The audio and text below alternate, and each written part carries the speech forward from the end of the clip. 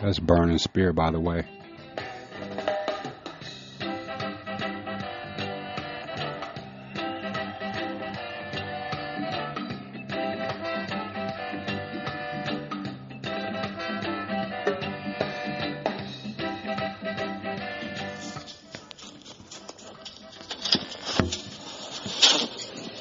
Peace and blessings, y'all. Back from work. I'm about to let Charlie outside. It's pretty decent out here. It's a little windy, but it's pretty decent.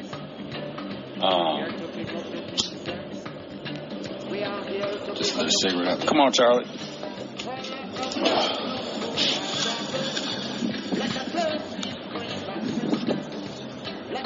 You don't want to try to go down the steps? Oh, you must have to pee real bad. Yeah, I just got in. He hasn't peed since this morning. So,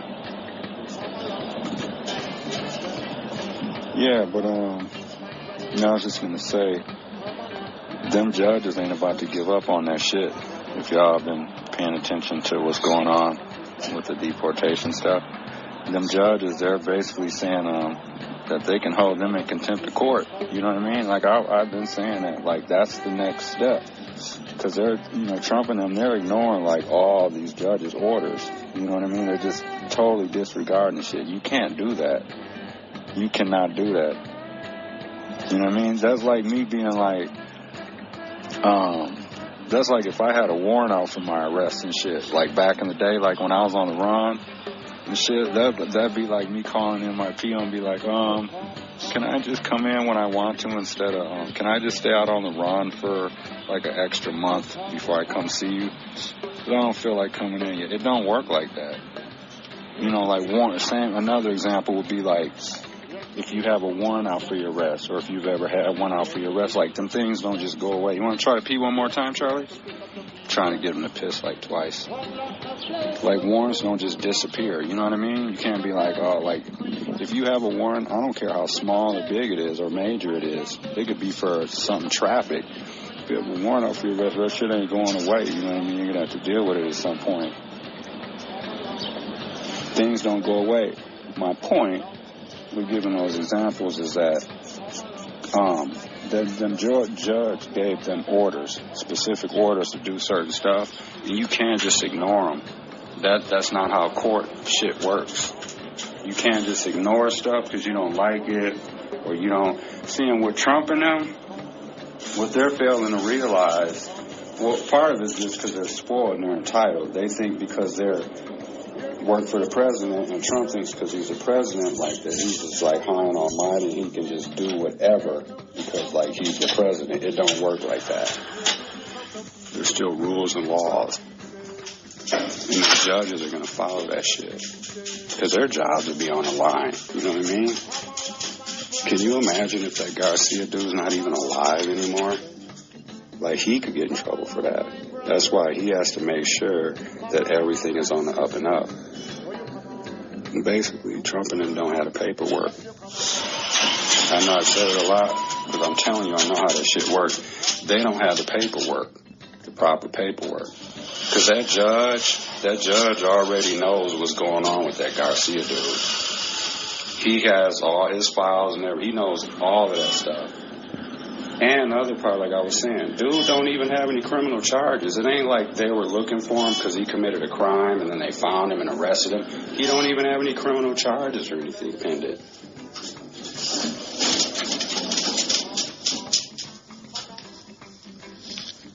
Certainly has. Yeah, but the law doesn't work like that.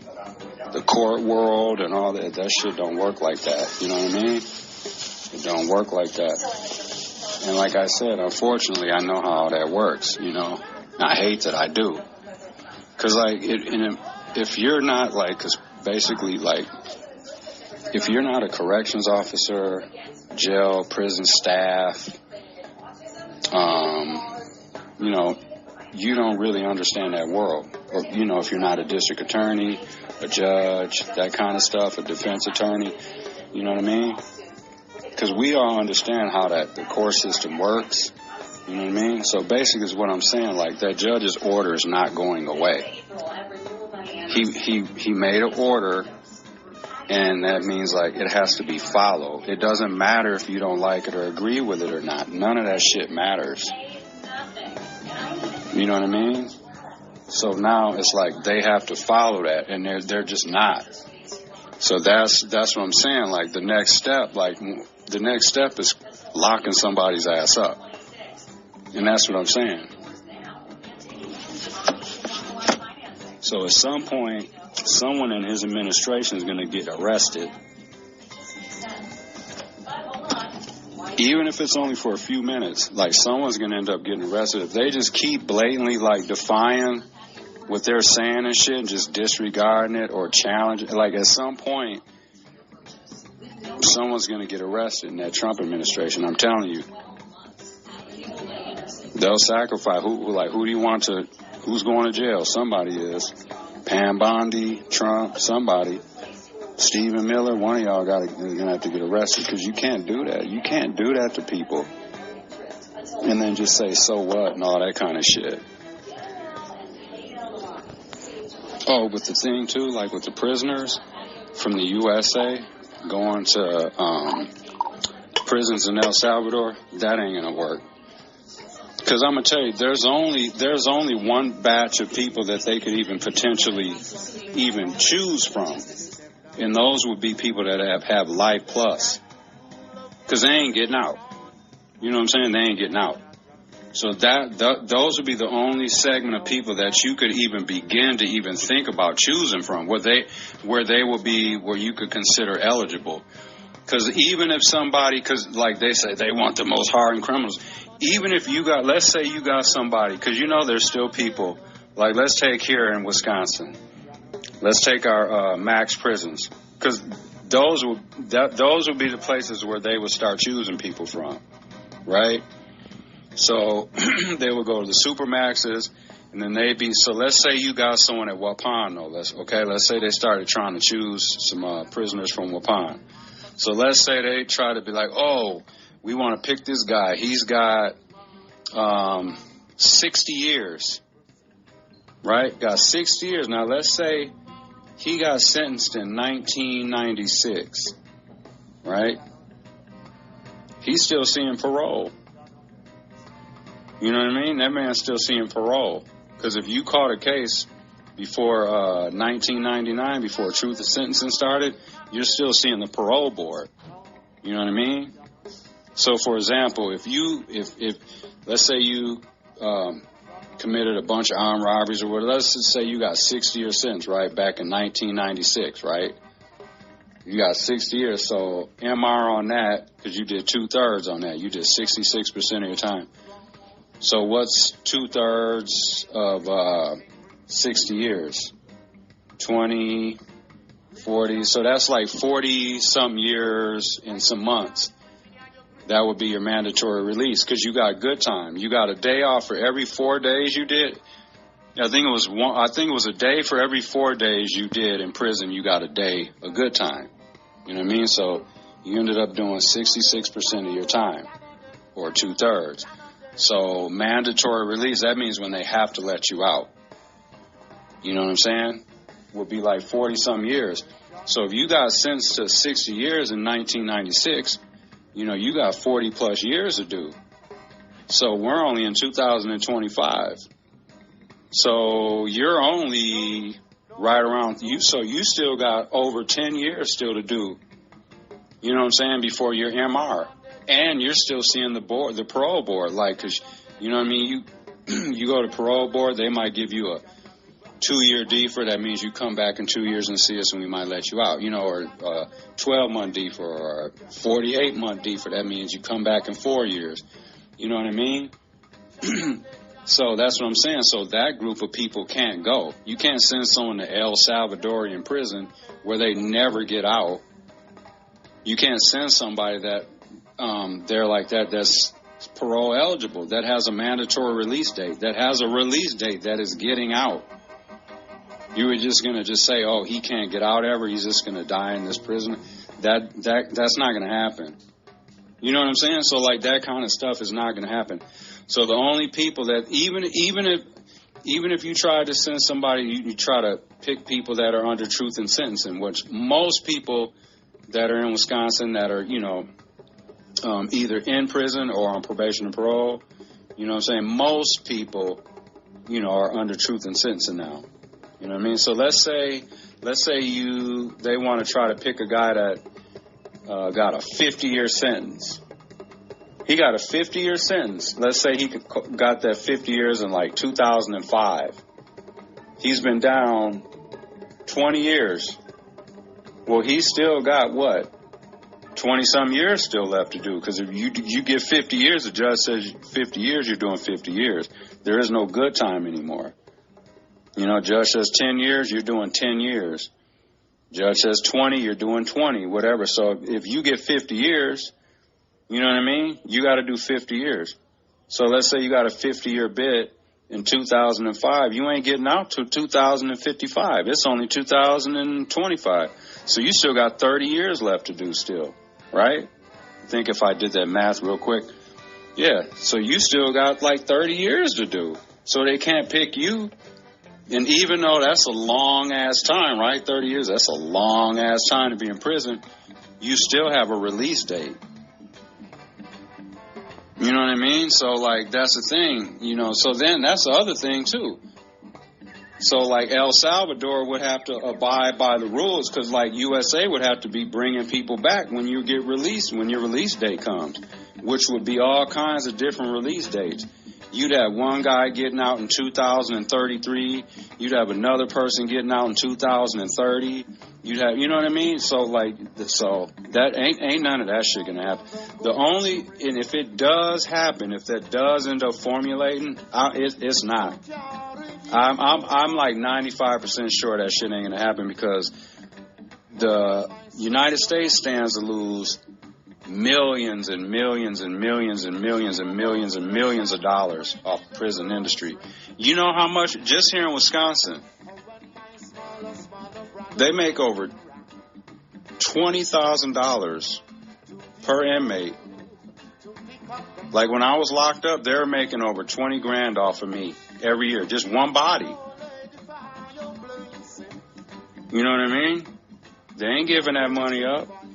The prison system here in Wisconsin is one of the biggest, wealthiest. It's a business.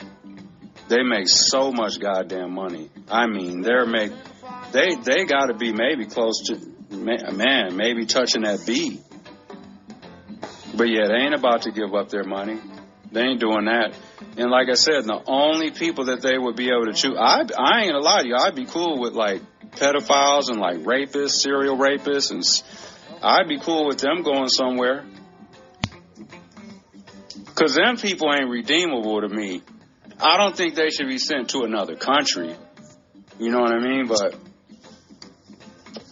I'd be cool with, like, them never getting out. Because they're going to hurt. That's a sickness. Like, a pedophile, chances are they're going to end up, harming somebody again. You know what I'm saying? I'd like to see, this, what y'all think about this. I was just brainstorming. You know how they're saying, right, like with some of these trials and stuff like that? And, as a matter of fact, I think they were talking about that Harvey Weinstein or whatever. Like, he's got, like, another trial coming up or something. Like, he's got some court cases dealing with or whatever, right? And then so people are, like, saying, like, well, will he get a fair trial and all this other bullshit, right, or whatever. And because they were saying, like, unless you've been living under a rock, like, you've probably heard about it. I don't really agree with that. I don't think everyone's heard the Harvey Weinstein story.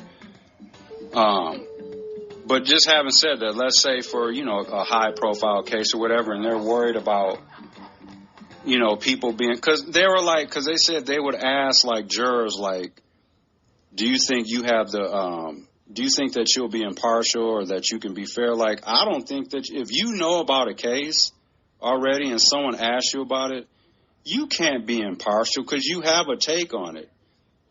You're taking a side on it.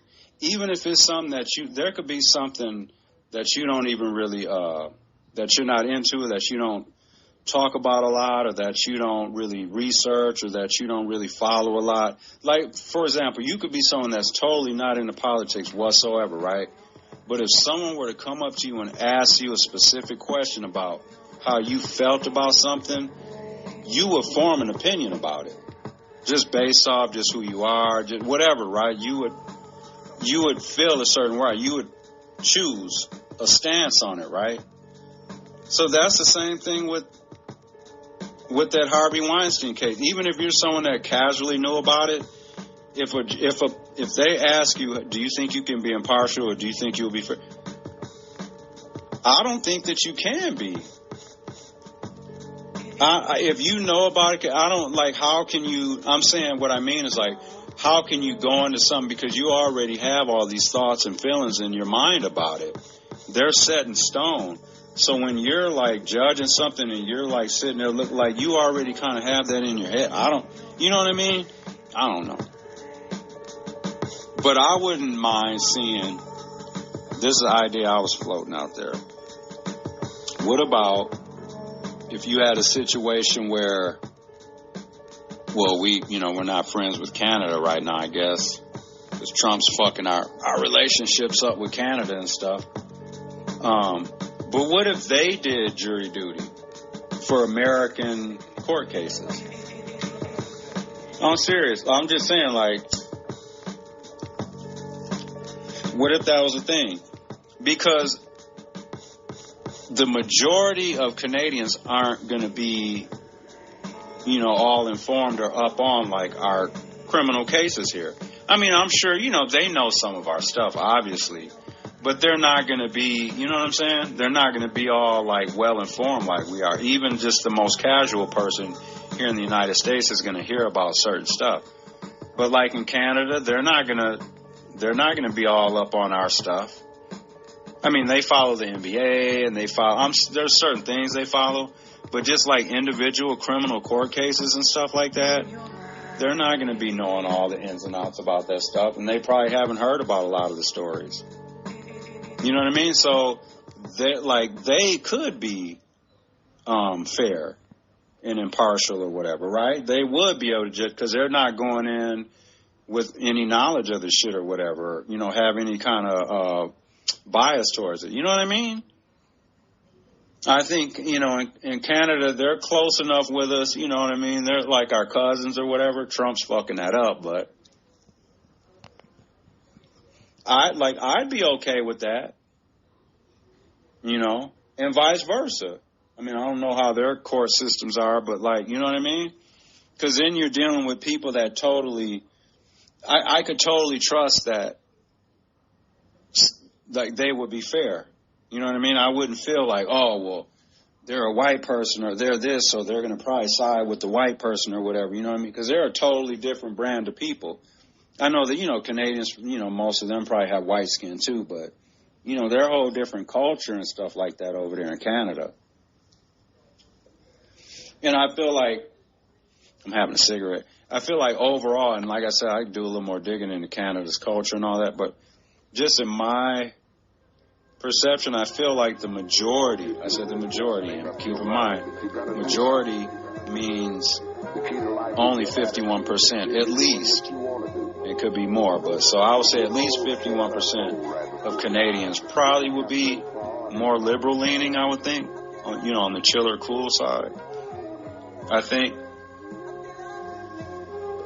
Because you can just tell by, like, some of their laws, like, don't they have free health care or whatever down there and, like, shit like that? And do they not have state income tax and stuff like that? And so they're chill on certain things. I will say I don't like their stance on, like, letting people come to visit their country and shit, like if you're convicted of a crime and stuff like that.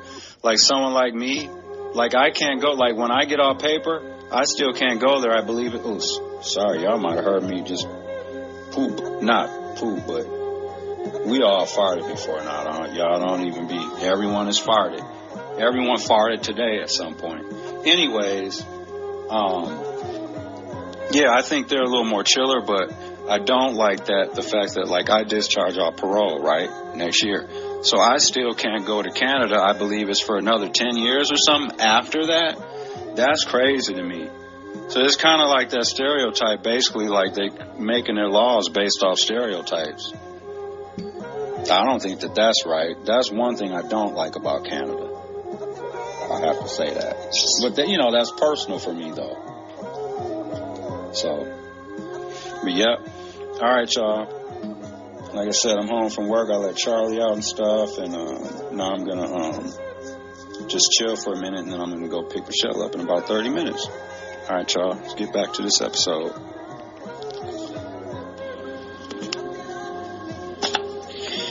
That was your first sip, baby? Good morning. It's good. Good morning, BB. Strong. Yeah, so we had a weird night. Woke up at... Well, I think we fell asleep at... 6:30. We fell asleep at 6:30, y'all. We were, like, the game had just came on. We were, like, just about to just chill. Next thing you know, we woke up at, like, 10. Like, whoa. Yeah. And then fell back asleep for a few hours, and now I'm up. I got to head to work. Michelle's going to work from home today, but then she's got something to do after that. So, are you really going to get rest? Because you're going to work from here, too. Yeah, I'm going to go back to sleep for a little bit, and then I'll work. So, what's going on with, what's your morning rant? What you feeling this morning? Man. Other than tired, like, So apparently Roku doesn't continue the episodes. Oh, yeah, that's right. Yeah. Because there must be a point where Roku's like, are you still watching? And because we're sleeping, it then puts it to the music channel, which is the Stingray music or whatever. For some reason, it went to Stingray Music. Yes. Which is local, which is Samsung TV. Samsung TV, yeah. I'm like, what is this? And the station reminds me of sitting in the back seat of my mom's car when I was a kid. Right? Right. Sitting there upset that you got to go run errands with your parents. Yeah, or you're doing some family thing you don't want to. Yeah, I didn't like. Yeah, I remember that too. Yeah, but I do remember one place that I did like going with Mom. Do you remember? Or for people from Milwaukee, East Side Pick and Save was on Capitol, off of Capitol. I used to love to go there with her. Whenever she would go to that store, I'd be like, whenever you're going. Capitol in Humboldt? Yep. Because I worked there. That was actually like my third job I ever had. Yep. But I don't know what it was about that store, but whenever she would go there, I'd be like, if you're ever going to go to East Side Capitol Pick and Say, let me know. I'll go with you. Yep. Just a little FYI that no one probably cares about. But, yeah, so I'm just up getting ready for work, cleaning the dishwasher out. Did she ever take you to the Pig and Whistle, then? That Piggly Wiggly? The Pig and Whistle. Pig and Whistle? Where was that one at? Well, now there's a retirement over 55 place. It's right when you come out of the park. If you were to go straight, there was a restaurant. It was called the Pig and Whistle. It was kind of I do remember that. Kind of like now. Mount Fisher. Yeah, I do remember that now. Because when you said the name, I thought Piggly Wiggly, but I do remember Pig and Whistle. Yep. I do. Oh yeah, with this judge saying he's about to launch a contempt proceeding over Trump deportations. He can also pardon everybody, and it'll wipe it out. Who can? Trump. Oh yeah. I read that yesterday. He could pardon everybody, and that needs to be pardoned. And then there won't be any they can investigate all they want, but they can't do anything about it. So basically, that man went there, yes. I think the Senator Kelly, or the guy that went there yesterday, forgive me if I got his name wrong, but the senator from Maryland, right? Yeah. He went there, to me, he knew he wasn't going to get him back. He went there to see if that man was still alive. Right. Or not. That's what that was all about. Because like you were saying, I mean, I don't know if you still feel that way, but I don't even think he's alive. I don't think so either. I hope he is. Right. But I don't think that he is. Because there's too much game playing, like with the paperwork and all that stuff, and I don't know what people think. Like, judges aren't letting their rulings go. Like, that's part, they make a ruling, and then they expect something to happen. Like, you know what I mean? It's like they rule on this. That means this is you're supposed to do this or that next. And then, you know what I mean? Right. Like, there's procedures and, like you have to follow. Like I was saying, I don't know if it might be a great example, but, like, if you have a warrant out for your arrest, it's not going away. I don't care how small or big or whatever it is, you're going to have to deal with a warrant. It doesn't just, like, magically go away. Right. You know what I mean? But you can't just be stripping people that are right. That's what they're basically doing.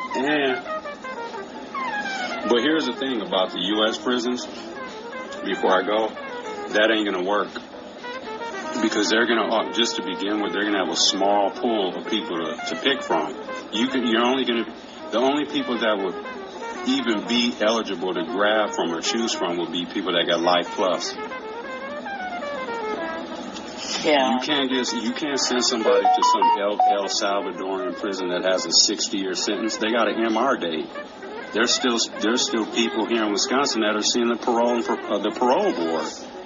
If you got sentenced before 1999, you're still seeing parole. So they can't send someone to El Salvador. People got release dates here. I don't know how that would work either, but I don't think they care about release dates. No, here. I know. They don't care personally. Like, if you were to ask them individually, because like I told you, there's some correction officers that told me, I'll see you in 6 months when I was being released. So personally, a lot of them don't give a shit about you, like their individual feelings, but they still got laws they have to follow. And DLC is making millions and millions and millions and millions of dollars. They make $20,000 just here in Wisconsin. They make over 20 grand off of each individual inmate that's locked up every single year. They ain't giving that money up. Yeah. And then too, like I said, you got people with release dates. So what are you going to send someone to an El Salvadorian prison for 30 years? He's still coming home. So then the U.S. would have to be going to get people, bringing, release dates. Which would be a lot of different release dates. So you'd be going and picking people up all the time. You can't just do that. Ain't going to work. There'll be hell to pay. I'm telling you, that ain't happening. And wait till you get one of our worst of the worst they send down there, and one of our U.S. inmates ends up killing somebody down there. That ain't happening. I'll bet dollars of donuts you ain't seeing that happening. The only ones that they would, like I said, be able to pick from would be people that got life plus that aren't getting out. But I ain't gonna lie to you, I wouldn't mind pedophiles and rapists being put in their own area to do their time together. The only people that he would have. Well, we know what pool he's choosing from. He's going for black people first because he's racist. But I wonder if that would be if they're only federally incarcerated. Because each state, owns that person, basically. Basically, yes. But if that sounds cold, it's federal prison, federal government owns that person. You're dead on accurate with that shit. As cold as it sounds, like, I'm state-owned. Yeah. I'm literally a slave to the state. Not my mentality isn't, but legally, I'm a state. I have a number, like cattle, how they have them numbers and tags on their ears, the little numbers and shit. That's what I got. That's crazy. But he's claiming, and here's the last thing. He says it's going to be for the most violent or whatever. They're going to try to be picking and choosing who's the most violent because they'll set that standard. They're going to be trying to pull people that got 3-4 armed robberies and shit. Got a 50, 60-year bid that's still seeing parole. You can't take that part. You can't do that. You literally can't do that. You know what I'm saying? Right. That ain't going to happen. The Department of Correction in each state won't go for that. No, that's why I'm saying he would only be able, his reach would only be to Federal, maybe? federal inmates, I would think. I don't know. You can't unless they want to try to take death row inmates. Maybe. Oh, this is an idea I had. Tell me if you think this sounds crazy. I promise this is the last thing before I go. Money to put people to sleep. Mm-hmm. Yeah, and pay for their final meal. Right. What if, you know how, okay, for example, that Harvey Weinstein case, right? Everyone's saying, like, because he's got a new trial or something coming up or whatever, right? So people are saying, like, how it's going to be almost impossible to find an impartial jury because everyone knows, or at least has heard of the case, right? So it's hard for people to not be impartial. What about what if Canadians were our jurors for some cases? Because they're not going to be up. They know, obviously they know some of the stuff that's going on in the United States, but they don't know about every individual criminal case that's going on up here. They would have an unbiased opinion, more than likely. Yeah. Does that sound like a terrible idea? Because I think that's one way you could get fairness. Because they haven't heard about a lot of our criminal cases, for the most part. But they're not citizens, so they can't be jurors. Well, look how everything's going now. There's no rules. I would be more trusting of that. Me personally. Yeah. If I had some serious ass fucking case and like everyone knew about it. It was just like the word throughout the country. And I was offered to be able to have a jury trial of Canadian. I would take my chances with that. I would feel like I'd have a better chance, but just based off the fact that they probably don't know about the case. Right. And they'll look at it, differently versus people that have heard of. Because when they ask jurors, do you think you can be impartial? That's one of the questions. Do you think you can be fair? If you've heard about these cases, you already have thoughts and opinions about it in your head. Right. How can you go against that? That's not even realistic to ask somebody that to me. Yeah. Because you can ask somebody something that doesn't even, like someone that's not into politics at all. You could ask them a question about something specific, and they will form an opinion about it, just based off how they think about life, how they feel about people, or whatever. They'll form an opinion about it. You know what I mean? They'll take a side. So people do have a stand on most things if you ask them specifically. Right. Topic. So, all right, y'all. But going back, I don't think that guy is alive. So I wonder how far they're going to take this. The court's this is my last thing on it. These judges, they are not letting go of this.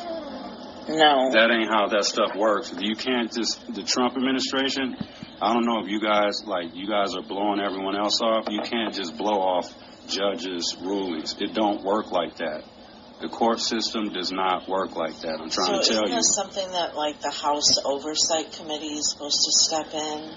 See, that's what I don't even know. Like, who could, like, that's what I was saying. The only entity that can truly step in and cause some resistance is, like we were saying, it's going to have to be some form of law enforcement, which Trump controls in some sort of way. But what could happen is you could have a judge, because they said it's getting to the point where they're going to start holding people in contempt. That means locking people's asses up. Right. You know what I mean? And actually, these Trump people are lucky that it hasn't happened yet. All these rulings and shit, they're just ignoring. They're ignoring. Let me ignore a judge's ruling. Judge tells me that I need to come back with this information or whatever, and I'm just like, oh, fuck that. I'll get to you next week, man. I'm doing something today. Right. They're going to come lock my ass up. That's what I'm saying. This white privilege jumping off all over the place. That's what it is, because dude don't got nobody black working for him. He ain't doing nothing for nobody black. During the election, he was up there talking about, I love the blacks, I've done the most. No, you haven't. Yeah. But I just really wonder how this is going to play out. That's what I'm saying. I'm trying to tell y'all, and unfortunately, I know how the court system works. You know what I mean? So I know, that's what I'm saying. If you have not been locked up, I'm not bragging on this one bit. I wish I didn't know all this shit. But if you haven't been locked up, you're not a district attorney, a public defender, or a defense attorney, or you're not a corrections officer, or jail or prison staff, or you don't know how that world works. Judge, that's their job. They ain't about to just let this go and be like, oh, okay, y'all can just. I'm just say it for the last time. That ain't how shit works. These judges are not about to let go of this shit. Watch. It's going to come to a head. Yeah. So, all right, y'all. I'm about to get out of here. And as Michelle always says, do something good for somebody. How many more days we got until 2? To the weekend? Well, one more sleep till Friday, but it's Good Friday. Some people don't work. Our office is open, of course. And I'm busy, so I will be working. But so 2 more sleeps till Saturday. And 3 more till Easter Sunday? Till the Easter Bunny comes. Yeah, and we're going to go over to my mom's and stuff. And we're having Speed Queen, so we put our orders in, and she's going to go pick it up Saturday, and then we're going to have some family time Sunday. All right, y'all, out of here. So I got a list of some more companies if y'all are interested. So these are companies and institutions associated with prison labor. Remember I was telling y'all, like Starbucks, they employ and use prisoners and stuff like that to bag their coffee up, ground their beans up and all that bullshit and package them and stuff like that. Yep. So here's some more, y'all. Just providing the information, you know what I mean? So do what you want to do with this. So the Federal Prison Industry, or UNICOR, a government corporation that employs federal inmates to produce goods and services for federal agencies. Inmates are paid less than $1.25 per hour. Walmart has been reported to benefit indirectly from prison labor through its supply chains. Eddie Bauer allegedly used prison labor in the past for manufacturing purposes. Victoria's Secret, yeah, that's no secret though, I've heard about that one, reportedly utilized prison labor for sewing lingerie. Microsoft has been linked to prison labor through subcontracted work. Starbucks allegedly benefited from prison labor via subcontractors. Ain't no allegedly. McDonald's reportedly used prison labor for producing uniforms and other items. Nintendo has been associated with prison labor through its supply chain. Chevron Corporation allegedly utilized prison labor for data entry tasks. Bank of America benefited from prison labor throughout subcontracted services. Koch Industries has been linked to prison labor via various subsidiaries. Boeing allegedly uses prison labor for manufacturing components. You never hear about that. There's been a lot of... Boeing has been all in the news. Costco Wholesale reportedly benefited from prison labor through its supply chain. Uh-oh. Weren't they recently saying Costco is one of the good companies that we should start going to and stuff like that? Well, fuck that. I'm going to have to do research, though. Core Civic, a private prison company accused of using forced labor in immigration detention facilities, paying detainees as little as $1 for a day. Procom, contract for Mike Bloomberg's 2020 campaign, employed incarcerated individuals in call centers to make election-related phone calls.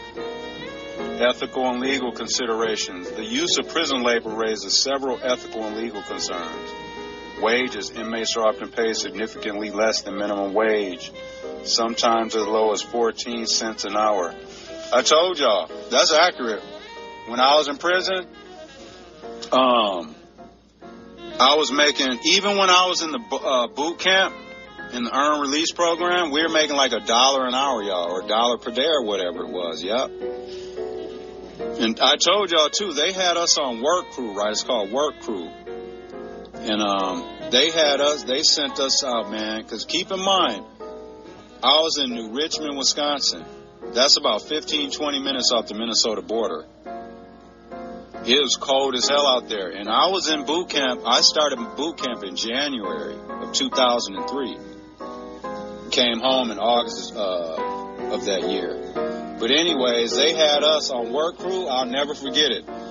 They took us way out, like, in like off these, you know, like them little highway roads and stuff like that, them country, rural areas where there's, you know, one house every 10 blocks, nothing but cornfield and trees and just all that kind of stuff, just land and farms and all that. So they had us out there, man, cutting down old dead tree, you know, branches and limbs and stuff like that. They had us doing that, man. It was probably like, maybe 2-3 degrees or whatever the fuck it was. They gave us some bogus, thin-ass little work gloves, a thin-ass winter coat that ain't no winter coat, really. You know, your little prison greens on and shit, and they give you a little stankin'-ass orange hat that ain't gonna keep nobody warm. And they had us out there for hours, man, just chopping trees, tree limbs and branches down and stuff like that. It was cold.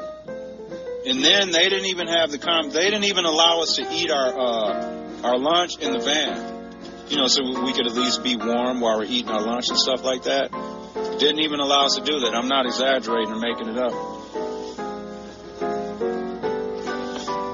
We had to eat outside the van, bag lunch, which was usually a sandwich, give you a piece of fruit, a stale cookie, and some kind of juice or milk.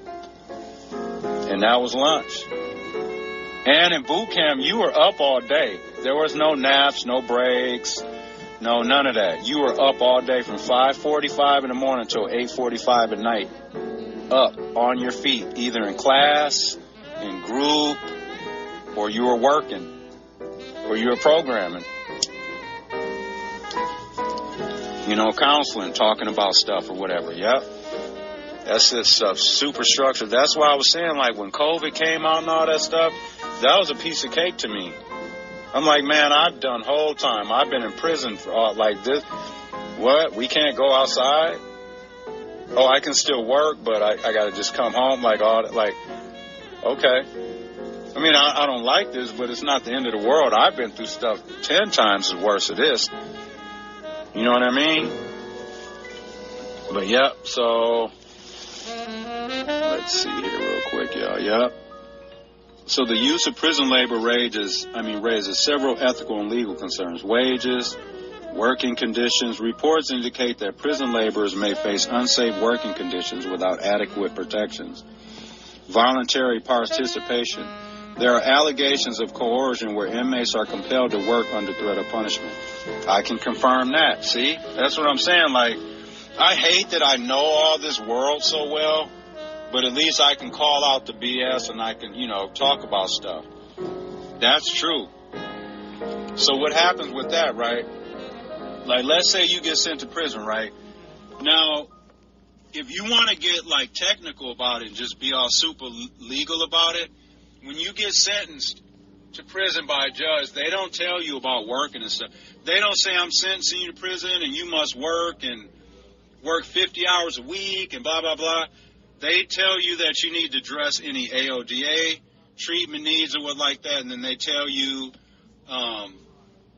you know, that you, like, owe money or whatever, restitute, blah, blah, blah, and all that kind of stuff, and they tell you that you have to pay your court fees and all that kind of stuff or whatnot. But they don't make it like, you know, you go to prison, you're going to work or else you're going to the hole. The judge doesn't state those kind of things. But when you get into prison, what happens is they want everyone to work, right? So what happens 9 times out of 10, when you go to a joint, they're going to, at some point, rotate you and offer you a kitchen job, right? People work in the kitchen and stuff like that, just kind of keep rotating people. Well, if you say, no, I'm not working in the kitchen, I'm not working, because you may be somebody that don't need to work. You might have family support. You might, you know what I mean? You might not want to work for the little 15 cents an hour. You know what I'm saying? You can make more money having people send in money. You know what I'm saying? Like, you could have somebody send you $100, boom, versus you work. You know how long it'll take you to make $100 in the joint? I'm telling you, I'm not exaggerating. Just to make $100, if you had no money coming in and you were just living off the prison wages and prison job, it would take you a half a year to make $100. I'm not exaggerating. It would take you at least a good 5-6 months to make $100. Maybe longer than that, actually. But that's what they'll do to you. You know, when it's your time to, like, come up and work in the kitchen, and they tell you, you're gonna be working in the kitchen in the morning. If you're like, no, they can throw you in the hole and put you on voluntary unassigned. That means you're voluntarily saying that you're not going to work or do anything. And then, therefore, they'll throw you in the hole. And then they have involuntary unassigned. That means that's what everyone gets placed on right away, because you're coming in, you're just kind of in limbo, right? So they put you in there, and then when it's your time to come up for a job, if you don't want to do it, then they slap the voluntary unassigned on you. They're saying this guy or this lady is voluntarily saying that they don't want to do shit and work. So therefore, we'll throw that ass in the hole. So that definitely goes on. Yep. There are allegations of coercion where inmates are compelled to work under threat of punishment. These practices have led to debates about the morality and legality of utilizing prison labor, especially when it interacts with private enterprise and profit motives. Intersects, my bad. Yeah, so, yeah, that's real shit right there. You know what I mean? Because some people go in there with that mentality. They're like, man, the judge sentenced me to prison time for the crime I committed. He didn't sentence me to go work in there for you guys for 15 cents an hour. You know what I mean? And if you want to do it just from the aspect of just being like, well, I want to keep myself busy in here, I don't want to just be sitting around, I understand that. You know what I mean? But damn, like, ain't nobody doing, people ain't going to be flipping burgers for $1.25 an hour out here. So why should someone have to do it for 15 cents an hour in the joint? So I guess my point of all this, or one of my main points with all this prison conversations, is just to show you guys, these prisons here in the United States, they make millions and millions and millions and millions and millions and millions of dollars. They are not about to start sending our inmates overseas. It ain't happening. And like I said, if they do, even if that did happen, which it's not, they're going to have a small group of individuals to choose from. It's going to have to be people with life plus. But like I was telling Michelle earlier, I'd be okay with them sending pedophiles to their own little place. I ain't saying necessarily out the country, but I'd be cool with putting them on their own little pedophile island and they can just live there together. So we're all safe from them type of people. You know what I mean? All right, y'all.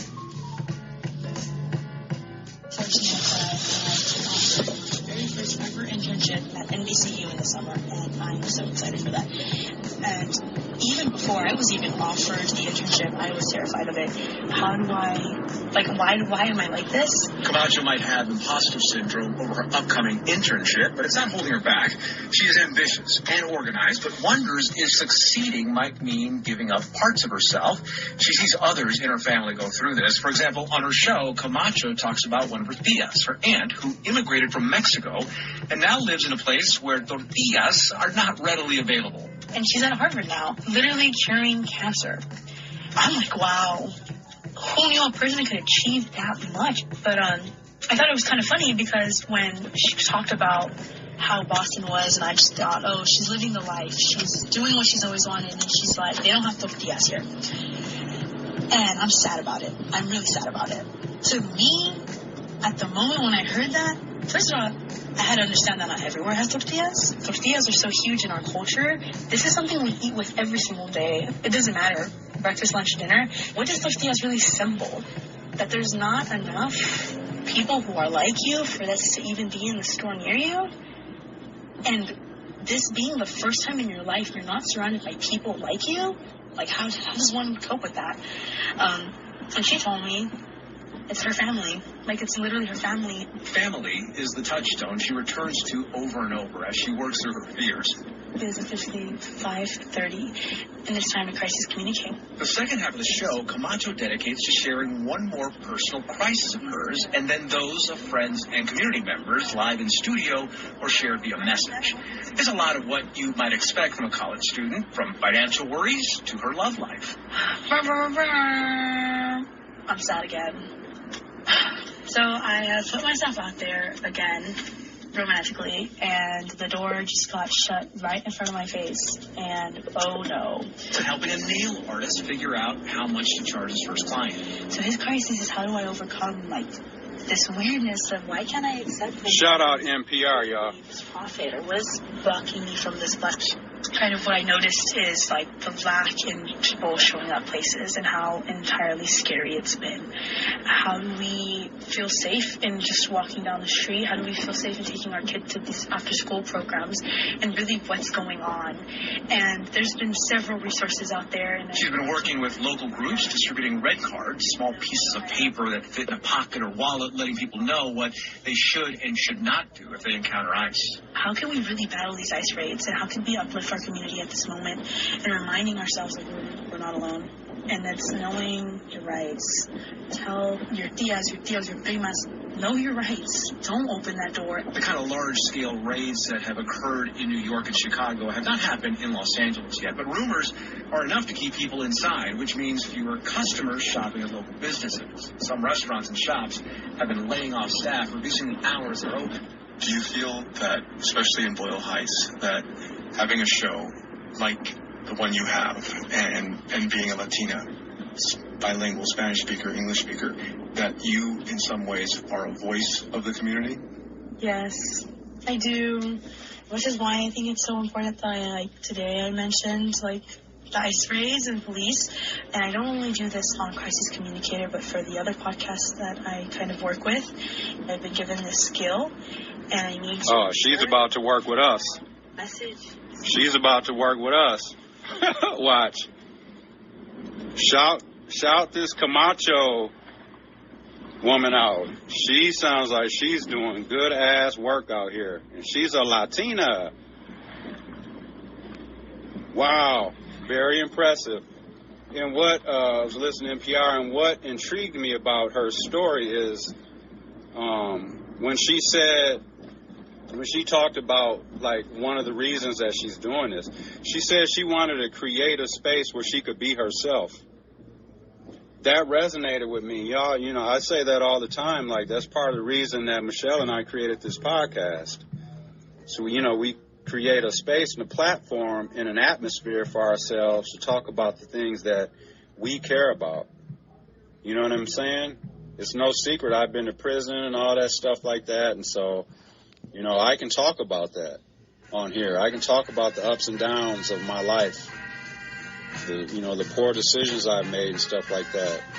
You know what I mean? This is a way of me giving back, because I've taken so much from the community just by being in trouble and all that kind of stuff. Because there's a ripple effect when crime is committed. I don't care how small or big it is. There's always a ripple effect. There's no such thing as a victimless crime. But anyways, yeah, I'm gonna try to reach out to this Camacho lady. I'm gonna try to reach out to her and see if she'd be interested in coming on the Cold World podcast. Just to holler at me and Michelle. You know what I mean? Just to, if anything, just to say thank you to her and just that we appreciate what she's doing. Because we need more people like that out here. And she's young, too, so that's what's up. You know what I mean? She's getting an early start. And she's a young listener that she said she grew up listening to talk radio, from her family and stuff like that. She said she wanted to create a space where she could, feel comfortable and be herself. That totally resonates with me. So, yeah, we're going to try to reach out to her. I'm going to hit her up and see if she'd be interested in coming on the podcast and just chopping it up with us a few minutes. Yep. All right, y'all. So potentially be looking out for that, because we're not. Y'all know we don't do guests. Pretty much, we just don't. We like to just keep it conversation based and stuff like that. But when I find somebody that's super interesting, and I think that, I'm gonna try to reach out to her though. All right, y'all. So possibly be looking out for that maybe in the future sometime. But I'm definitely gonna reach out. All right, y'all. Let's get back to this. Yeah, her name is Camacha, and she has a podcast. So I'm gonna go check that out. I just keep taking off. Don't if you feel down on your luck, well, let me talk to you. It don't matter to me. Can flow the walk, just the dark side. Rapper apartheid. Knowing I'm an MC though, just a murder ride. The gas tank is empty though. Yeah, I can say peace. You can say peace. I'm so New York that I'm still praying for Davis and Griselda. Cause I'm an elder and I'm so dope when these niggas was playing Zelda. Now it's Fortnite. My shit is Fortnite. Running to Fortnite. Full cop, foresight. Or maybe I got 5 legs. Got my 6 cents in the 7, nigga. I'm godlike. Smoke the 8 holding the 9, nigga. The hard light. Always sleep next to a dime, nigga. The mob light. Rubber bands on the Benjamins. Gun in the holster. The middle finger's my cinnamon. I'ma chuck the juice if we cool. I'm still a gentleman. If you get cool with the snakes, you let the venom in. If you get cool with the rats, you get the same sense. Or Karen. Just more to what is underneath all of this, and that is just a reminder that Judge finds probable cause to hold Trump administration in contempt in case about deporting Venezuelan migrants despite court order to stop planes. I told y'all, I'm not saying like I told, but I've been saying it, and I know how this shit works, because I've been to court. I've been to criminal court. I've been sent to prison. I know how all that stuff works, man. There's rules and laws that they have to follow, man, because you're dealing with people's rights and shit like that. When you're moving people around and transporting people to prisons and jails and all that stuff, you have to know who's going where and who's what. All that shit. And that's what Trump, him and his people, they don't have the proper paperwork. Because if they did, and they really, you know what I'm saying, they would have been showing the shit. Maybe not to us or the public, but when they're in court and having these hearings, they be providing the proper paperwork that they need.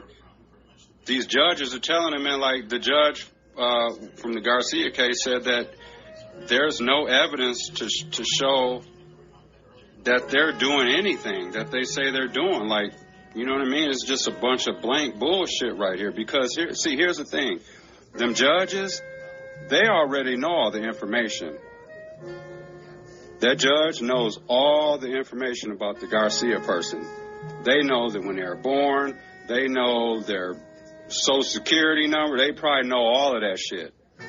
They're not Social Security, you know what I'm saying, but he knows all his information. He knows his crimes. He knows when he's been accused of something. He has all the paperwork on dude. That judge knows what's going on with him. And what's not lining up is that what he knows should be taking place isn't taking place, so there's holes. So that's why dude's like, well, this isn't here. If you're saying you're doing this, and that means this paperwork should be here. That means this should be adding up to this. That means if you're saying you did this, that means this should have took place. And therefore, that means this has to take place. You know what I mean? There's a process.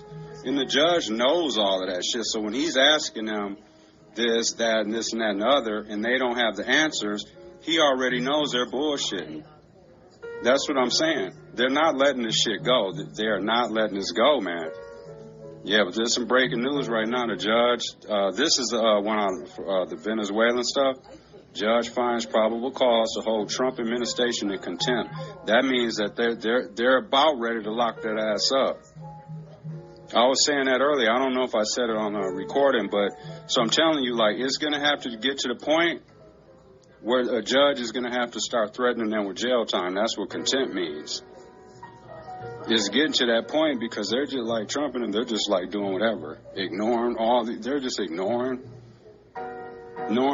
Supreme Court rulings and all this shit. And that's what I was saying earlier. I was like, it's going to have to get to the point where they're going to have to start, these judges are going to have to start threatening them with locking that ass up. That'll get them right. Once they tell Pam Bondi and them that you're in contempt, you know what I mean? That might get them right. Because they just, like I said, they just don't have the paperwork. That's what that is, because they're just grabbing people up and just... And here's the other thing. The Garcia individual, he don't even have any criminal charges pending. He hasn't even committed any crime. So just that is illegal just in, like, fuck, put all the other shit aside for a second. Sorry, I'm cussing. Put all the other stuff aside for a minute, like the El Salvador, like, put all of that aside, because those are all, like, ripple effects of what they did to him. You know what I mean? But, like, just, like, before all of that, he shouldn't even be in jail. He shouldn't even be in police custody. He doesn't have any criminal charges. It ain't like they arrested him because he had just committed a robbery or something. They were out looking for him and shit because he just, like, literally committed a crime and then arrested him and shit like that. He don't even have any criminal charges pending. Like, that's illegal in itself. That's the other part that's not being really discussed. Because there's, you know, just a lot of the discussions focused on, like, where they sent him and all of that, and, like, them calling him a gang member and all that. But all of that revolves around the fact that that man has no criminal charges. That'd be like the police just coming and just snatching me up and throwing me in the county jail. I don't have no charges, haven't committed a crime, haven't been accused of nothing, and they just come knock on my door and throw me in jail. It shit don't work like that. You have to at least be accused of a crime, you know, be charged with something, you know, arrested at least, and taken to jail. Y'all, like, that's how that goes. People can't just come snatch you up and lock you up. It ain't like, you know what I'm saying? And here's the other thing, too. Trump was president in 2019 and 18 or whatever. He was president from, 2016 to 2020? Why didn't he get dude out of here then? Why didn't he get Garcia out of here then? Because he was here. Sounds to me like that man was working and just, you know, and stuff like that. So you just decide, you know, because Trump comes in and they want to do all this mass deportation stuff. And that's the other part of it, too. They're just doing this shit illegally, basically, because they know, like, before all this stuff started happening, like, people positioned themselves so they could fight back. You know, a lot of, like, people are fighting against this stuff. You don't hear about it every single day. You don't hear about every court case, every immigration hearing. You don't hear about every attorney that's fighting, you know, for migrants and stuff. You don't hear about that every single day, all day, because there's so much going on. But there's people that are fighting back against this bullshit. You know what I mean? And I would like to think some of it is working. Because what you're seeing is Trump and them, like, jumping over, like, barriers and shit and rules that people had in place. Like, people's basic civil human rights and shit. But they're just jumping and just trampling all over that. And then just grabbing people up and just they're just totally fucking dude around. Not only did they arrest him illegally, he has no criminal charges pending. It ain't like he committed a crime and then the police went looking for him and then they found him and threw him in jail. You know what I mean? Like, that ain't even the case. How would you like it if you were just at your job, or you were just at the grocery store or something, whatever, and then the police just came and just grabbed you up and threw you in the police car and shipped you off to Brazil or some bullshit? That's why I say a lot of times people ain't, you know. Yeah. I just wanted to say that, though, because I was just thinking about that earlier. Like, well, just like, dude ain't even, he don't even have no pending charges or nothing. Like, that sounds like, you would have thought, like, when you heard the story, you would have thought at least, like, that he had committed a crime or something. And then they, you know, he got arrested. And then, like, you know, you would have thought it was along them lines. Because that's what I was like, well, how they just snatched dude up and shit. I wonder if he was at one, because, you know, there's a lot of that going on, too. A lot of, you know, you ain't hearing about it, but I'd be willing to bet dollars of donuts that that's going on with people on probation and parole here in the United States. Going in to see their PO and shit, and then ICE is locking them up. That's gotta suck, man. I bet you there's people that are absconded from going to see their PO just because they're worried about that. And that may not even be the case, and they may just like not go in and shit in their appeals and be like, why didn't you come in to see me? And be like, well, shit, I thought ICE was coming. That's a real fear. Like on the South Side or something especially, I could totally see that going on right now. You think you're going in to see your PO on just your regular scheduled office visit, and then you go there and shit, and they lock you up, shit, and ICE is sitting behind the door? Because that's how they used to do you. Like, well, I've never been locked up, like, when, you know, going to see the PO, and then they, like, lock you up. I've never had that happen to me, and that's it. I've always been arrested for me being on the run. I've just never been, whether I did something wrong or not, when jail was, like, staring at me, I never was the one to just voluntarily walk into jail. My mind frame back then was like, well, you know, I'm already in trouble, so you might as well just catch me when you can. You know what I mean? Like, I'm already in trouble. So, yeah, it's real out here, though. Just pure, blatant racism going on out here with Trump and them. And it's even worse, too, when you got someone that's 80 years old, basically. He's on his last leg. Trump will be dead in 10 years. Just naturally. He'll be dead, probably more than likely, right? That man can't even make plans. He can't even talk about 10 years from now when he's having conversations with him and his goons and his orange buddies. And when they're talking about what they're going to be doing 10 years from now, Trump can't even participate in conversations because he ain't going to be alive. All right, y'all, back to that. So, home from work now, just chilling and shit. Sorry I'm cussing so much. Just chilling and stuff, and yeah, just wanted to chat it up with y'all for a few minutes. Let's get back to this episode, though.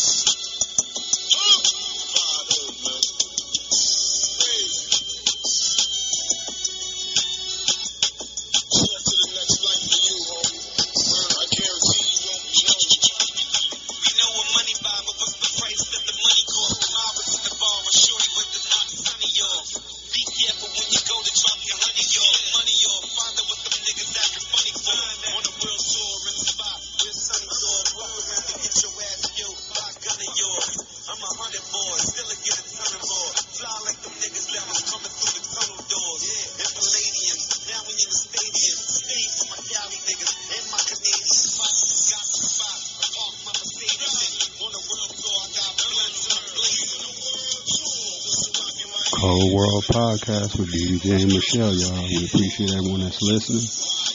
Have a great rest of your week. Enjoy your Easter. And we'll holler at everyone soon. Peace.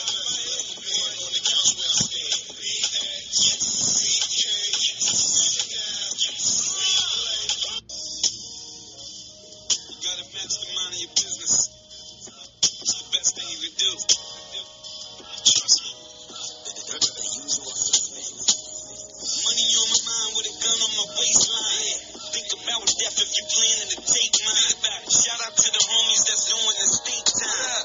Wasn't race related, but know it's the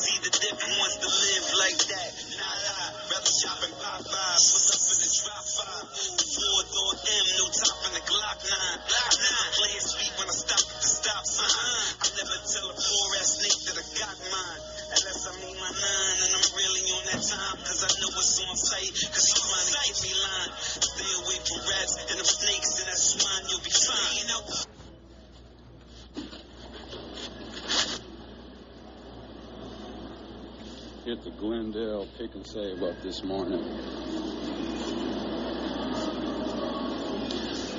I've only been to this one once, and man, probably in like the past year, maybe even. Yep. Just coming to grab a few things. See how we get treated in here. I hope they still have self-checkout. You know, a lot of the self-checkouts at the pick and saves and stuff, they're getting rid of.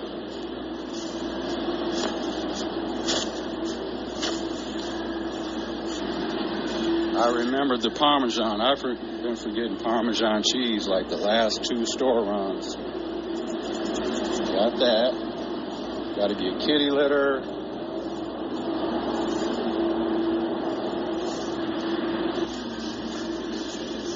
Trying to find a new pair of shoestrings too.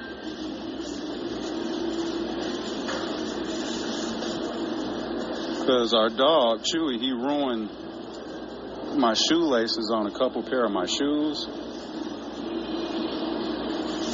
So, let's see, shoelaces. Oh, fun fact. You know, when you go to jail and prison and stuff like that, they take your shoelaces from you. You ever see people without shoelaces or without a belt and stuff like that? When you go into jail, they take all that from you and shit. I think that's a little extreme, but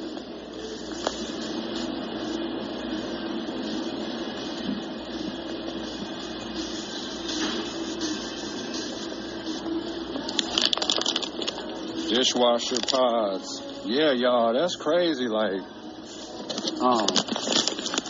I used to hate dishwashers. Not hate literally the dishwasher, you know what I mean? But I'm used to just washing dishes by hand. You know what I mean? Like, I've always been old school with that. Like, up until recently, I've been trying the dishwasher out. It is a little easy.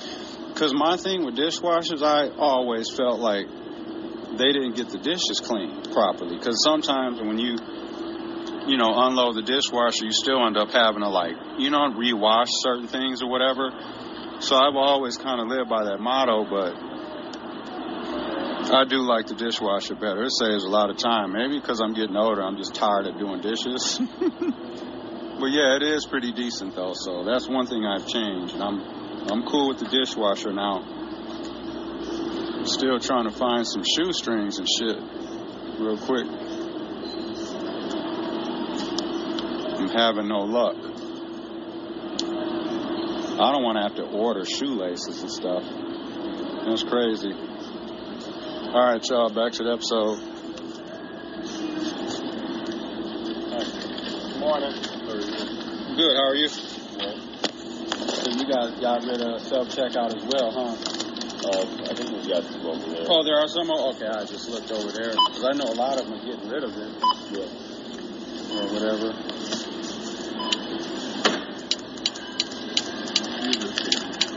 I do. I'm typing it in. Yep, thank you. Yeah, that's fine.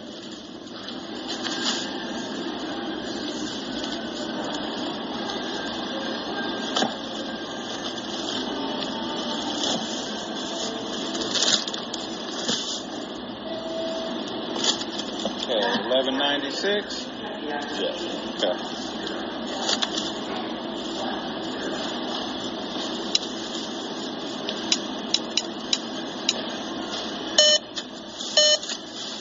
Thank you. Thank you very much. You two have a great rest of your week. All right. I'm good on the receipt. All right, y'all. Ooh, I should have got some of these Danishes. Okay. Yep. Yeah, I hit up the what chicken say was that Metro Market, the one in Glendale. Because I had to make a stop over here. I had to stop at that dog house, that Dr. Dog. I had to stop there to drop some shit off, so I just hit up the grocery store over here. Yeah. All right, y'all. get back to this episode. Oh, FYI too, Pick and Save in the Metro Market in Glendale. You know, you can buy booze from there before 9 a.m. Yep, you can get booze there before 9 a.m. Because, you know, liquor stores here in Wisconsin don't open till 9 or whatever, you know what I'm saying? Like, that's when, like, you can start buying booze or whatever. Liquor stores, you know, gas, all that kind of shit, grocery stores or whatever. But the Pick and Save, well, actually, there's two of them. The Pick and Save in Glendale, you know what I'm saying? Off of North Port Washington Road. You can get your liquor there early in the morning. And the Metro Market in Shorewood. You can buy your liquor there early, too. Yep. Just FYI, you know, if you're out and about and you need to buy liquor, hopefully you're not drinking that early in the morning, but I'm just saying, if you're someone that, you know, likes to buy things early in the day and get that kind of stuff over with, yep. Metro Market in Glendale on Port Washington Road or the one in Shorewood. Yep, you can get your booze there early. All the other ones, they don't let you. Yep. All right, y'all. Back to this episode.